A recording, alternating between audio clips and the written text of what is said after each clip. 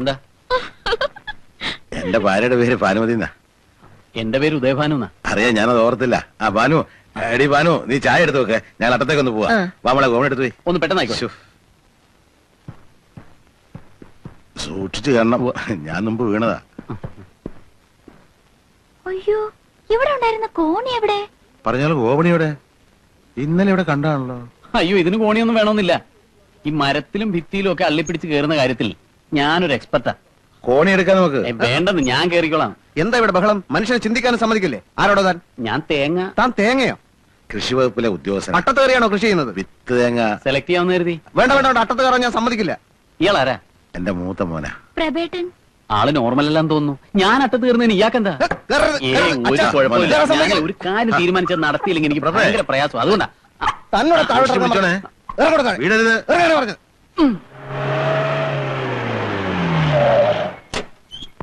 അരിച്ചു വെറുക്കി പരിശോധിക്കണം സാർ. എല്ലാ റൗഡിസത്തിനും നേതാവിന്റെ വീടാ. ആ ചാക്ക് ഇട്ടിരിക്കുന്നില്ലേ, അതിനപ്പുറം. അയ്യോ, പോലീസ്!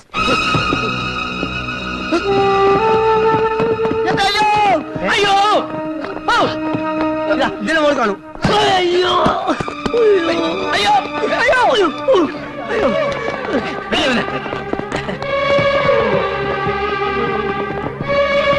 നിക്കോടെ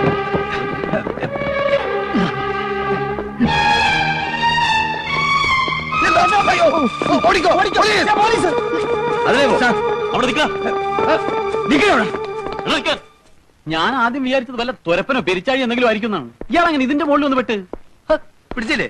ഇല്ല, ഓടി രക്ഷപ്പെട്ടു. താൻ എവിടുത്തെ എസ്ഐയാടോ? തന്നെ സ്ഥലം മാറ്റി നോക്കിയോ? സൂക്ഷിച്ച് സംസാരിക്കണം. ആരാ സാറേ അട്ടത്തുനിന്ന് ഇറങ്ങി ഓടിയത്? അറിയില്ല അല്ലേ? ഒരു കൊലക്കേസിലെ 1-ാം പ്രതിയെ ഒളിപ്പിച്ചു വെച്ചിട്ട് പൊട്ടങ്ങൾ കളിക്കുന്നു റാസ്കൾ. സാർ ഞാൻ. താനല്ലേ ഇവിടുത്തെ ഗൃഹനാഥൻ? അതെ. You are under arrest. കൂടി ഒരു പ്രവർത്തകന്റെ അച്ഛനാ, അറസ്റ്റ് ചെയ്യണ്ട. അധികം വലസാടോ, സ്ഥലം മാറ്റാൻ എനിക്ക് പ്രശ്നമില്ല. കേരള ജീപ്പില്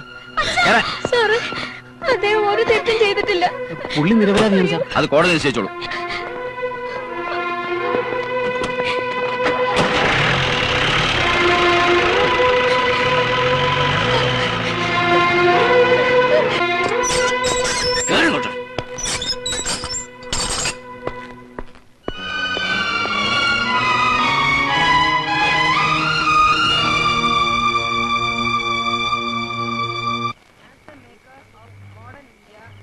അച്ഛന് പ്രാണവേദന, മകന് പുസ്തകം വായന. ഈ നേരത്തെ ഇവന്റെ ഒരു തട്ടുപൊളിപ്പം വായന. മനുഷ്യന് കണ്ണും ചവിടും കേൾക്കില്ലല്ലോ. ഒന്ന് പതുക്കെ വായിക്കണം Prashanth. Pandit Motilal Nehru was born on. എന്തായി? ഇന്ന് രാത്രി എന്തായാലും അവിടെ കൂടിയേ പറ്റൂ. നാളെ കാലത്ത് വക്കീലിനെ കൊണ്ടുവന്ന് നോക്കാം. എവിടെ ബാനെടുത്തി? അപ്പൊ കിടക്കണ കിടപ്പ, ഒരു തുള്ളി വെള്ളം പോലും കുടിച്ചിട്ടില്ല. അങ്ങനെ ആയാ പറ്റില്ലല്ലോ. ഇരിക്കൂ. അയ്യയ്യേ, ഇത് എന്തൊരു കിടപ്പാത്. ലോകത്ത് ഇന്നുവരെ ആരെയും പോലീസ് പിടിച്ചിട്ടില്ലേ? രാഘവേട്ടനെ അവര് കൊല്ലൊന്നുമില്ല. നീ ആളെ കണ്ടോ അച്ചു? കാണാതെ ഈ നേരം വരെ ഞങ്ങൾ അവിടെ ഇരിക്കില്ലായിരുന്നു. നിങ്ങൾ ഒന്നുകൊണ്ടും വിഷമിക്കണ്ടെന്ന് പറയാൻ മൂപ്പർ എന്നെ ഏൽപ്പിച്ചത്. ഇനി വേണം സമാധാനമായിട്ട് ജീവിക്കാനെന്നും പറഞ്ഞു വന്ന ആളാ. എനിക്ക് ഇതങ്ങോട്ട് കേൾക്കുമ്പോഴാ അവിടെ ഇപ്പൊ എന്താ സമാധാനക്കേട്? ഒരു നിലയ്ക്ക് പറഞ്ഞാൽ ഇവിടത്തേക്കാ സമാധാനം അവിടെ ഉള്ളതാണ് എന്റെ പക്ഷം. ഇനി ഞാൻ പറഞ്ഞിട്ട് വിശ്വാസം ആവില്ലെങ്കിൽ ഒന്ന് ചെന്ന് പറഞ്ഞു കൊടുക്കൂ. അല്ല, ഞാനിപ്പോ എന്താ പറയാ? ഞാൻ അവിടെ നിന്നാ ശരിയാവില്ല. അവര് കരയുന്ന കണ്ടാ വെറുതെ എന്റെ കണ്ണിന്ന് വെള്ളം വരും. സമാധാനിപ്പിക്കാൻ 2-3 വാക്ക് പറഞ്ഞാൽ മതി. അത് മതിയല്ലേ? മതി.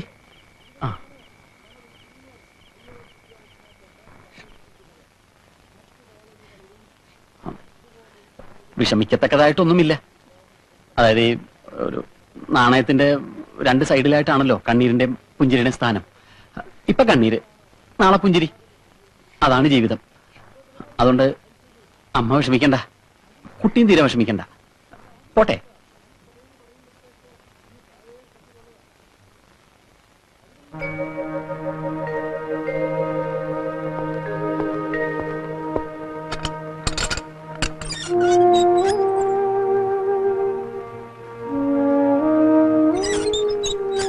വരണം വരണം. സാർ, ഒരു മുണ്ടെടുക്കാൻ പോലും അനുവദിച്ചില്ലേ? ലോക്കപ്പിൽ അത് പാടില്ല. പ്രതി മുണ്ടുരിഞ്ഞ് ഉത്തരത്തിലോ ജനലടിയിലോ കെട്ടിത്തൂങ്ങി ചത്താൽ പിന്നെ ഞാനായിരിക്കും ലോക്കപ്പിലാകുക. സാർ, ഈ ഡ്രസ് അങ്ങോട്ട് കൊടുക്കും. ഇരിക്കും മിസ്റ്റർ നായർ, ഇരുന്നോളൂ. ഇന്നലെ നിങ്ങളൊരു പ്രതിയായിരുന്നു, ഇന്ന് നിങ്ങൾ അതല്ല. പോസ്റ്റ്മോർട്ടം റിപ്പോർട്ട് വന്നപ്പോ മരണം സംഭവിച്ചത് അടികൊണ്ടോ കുത്തുകൊണ്ടോ അല്ലാന്ന് വ്യക്തമായി. അതെ, മരണകാരണം ഹൃദയസ്തംഭനമാണത്ര. 3-4 പ്രാവശ്യം അറ്റാക്ക് വന്ന ആളാണത്രേ മരിച്ച ചാത്തുക്കുട്ടി നായർ. ഒരാളുടെയും വിരലടയാളം പോലും ആ ദേഹത്തുണ്ടായിരുന്നില്ല. അങ്ങനെ കൊലക്കേസിലെ പ്രതികളേ അല്ലാതായി. രാഘവേട്ടനൊരു യോഗം ഉണ്ടായിരുന്നു ലോക്കപ്പിൽ കിടക്കാൻ, അത് കഴിഞ്ഞു എന്ന് കരുതിയാ മതി. മിസ്റ്റർ നായർ, ഇവിടെ ഒന്ന് ഒപ്പിട്ടേക്ക്. അപ്പൊ സാർ എന്നെ ഇന്നലെ റാസ്കൽ എന്നൊക്കെ വിളിച്ചത് വെറുതെ ആയി. അതൊക്കെ എന്റെ ഡ്യൂട്ടിയുടെ ഭാഗമല്ലേ മിസ്റ്റർ നായർ. റാസ്കൽ എന്ന് വിളിക്കുന്നോ? ആ, വേണമെങ്കിൽ മിസ്റ്റർ നായർ എന്നെ ഒരു വർഷം റാസ്കൽ എന്ന് വിളിച്ചോളൂ. അപ്പൊ പിന്നെ കാണാം. അത് വേണോ?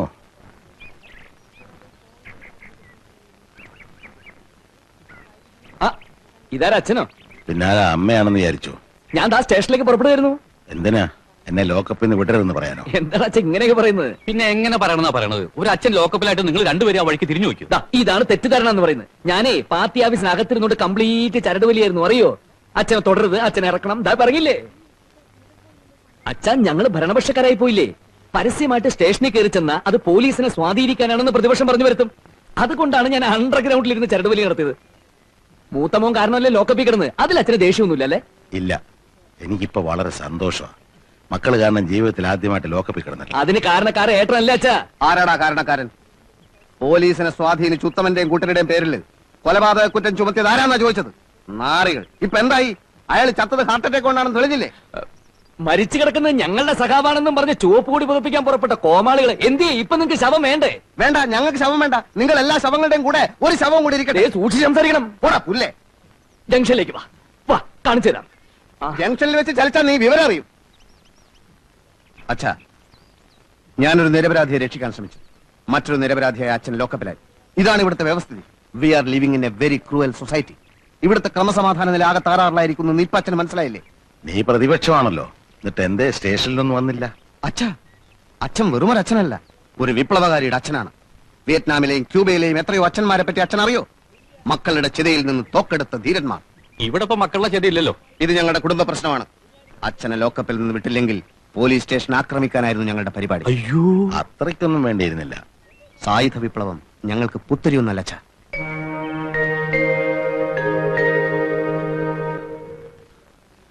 മാധവേട്ടാ, കടവേ കടച്ചോ? എന്താ? ആ NSP കാര് പിരിവിനിറങ്ങിയിരിക്കുക. എന്റെ ഭഗവാനെ ചതിച്ചോ? 1000-ഉം 10,000-ഉം ഒക്കെ ചോദിക്കുന്നത്. കൊടുക്കാഞ്ഞാലോ തെറിവിളിയും ജീവൻ വേണി ഓടിക്കും. ഞാൻ മറ്റുള്ളവരോടൊക്കെ പറയട്ടെ. അവരെവിടെ എത്തി? സെയിൽ ടാക്സ് അതുകൊണ്ട് ഈ കട റൈഡ് ആയിരിക്കും. 500 രൂപയിൽ കൂടുതൽ എങ്ങനെയാ? 1000 രൂപ തികച്ചു തരാൻ പറ്റത്തില്ല. ഇതേ ഭാരതയാത്രയാ, അല്ലാതെ കണ്ട ഏരപ്പാളുകൾക്ക് കഞ്ഞി വീഴ്ത്താനുള്ളതല്ല. അതും യശ്വന്ത് സഹായുടെ ഭാരതയാത്ര. മര്യാദ കാശെടുക്കണോ?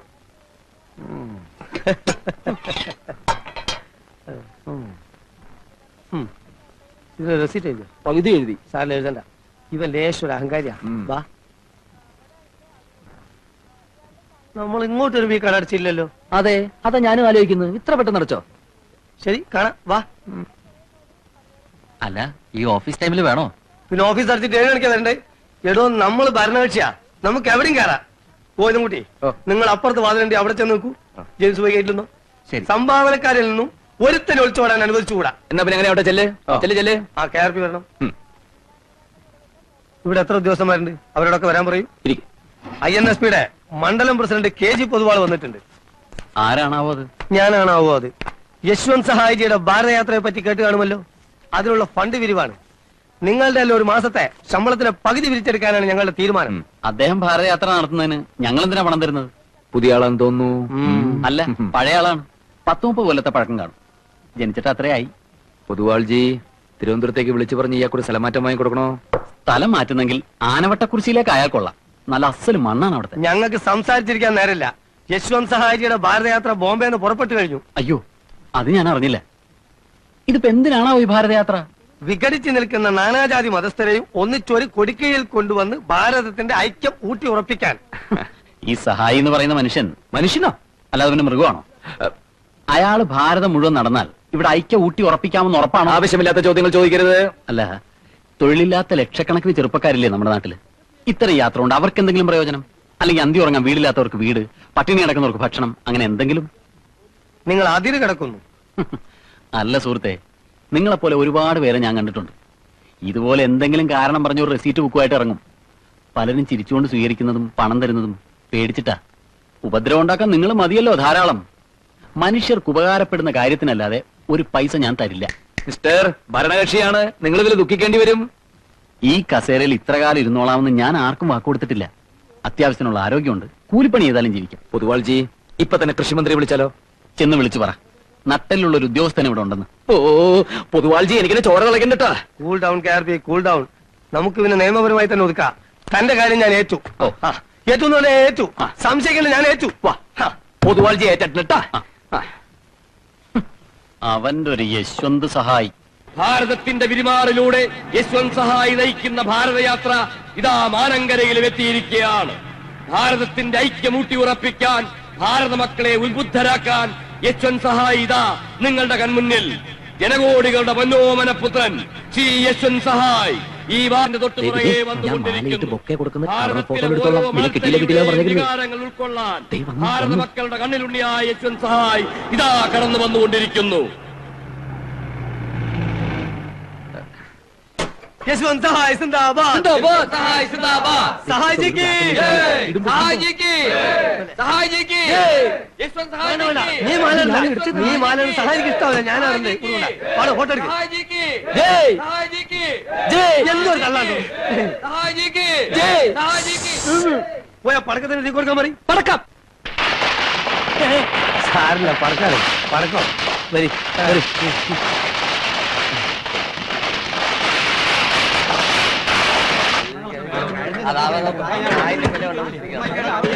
വേഗാവട്ടെ വേഗാവട്ടെ, ഇട്ട് കുത്തിക്കൊണ്ടിരിക്കാതെ ഇളക്കണോ എന്ന് പറയുന്നത്.